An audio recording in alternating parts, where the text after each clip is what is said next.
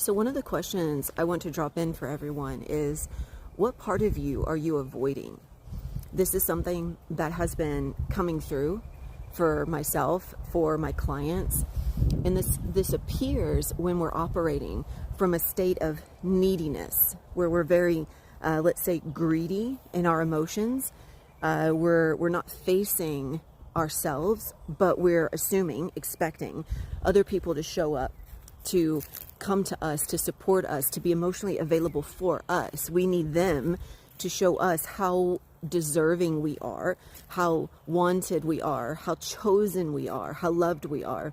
And at the same time, because we're constantly expecting people to show up and prove this to us, we never have taken an opportunity to prove it to ourselves. And of course, this begins in childhood. There is a moment in your childhood, if this sounds like you, where the supposed needs, the expectancy, the perception of your needs were not met. This could be where your parents were not emotionally available. They were working all the time.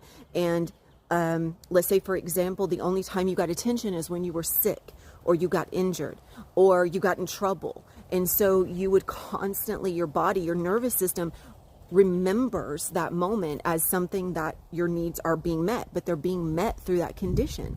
And the condition is that, well, if I want attention, I have to cause trouble. If I want attention, I have to be sick. If I want attention, I have to be injured. It's the only time my parents will show up and support me. So then what happens? Well, your nervous system starts attracting similar situations to show you how chosen you are. But of course, you're chosen through instability. You're chosen through sickness. You're chosen through discord. You're chosen through dysregulation.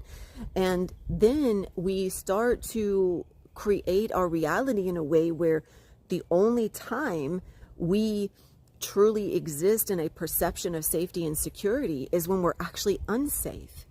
And we walk around and we also go into savior mode, right?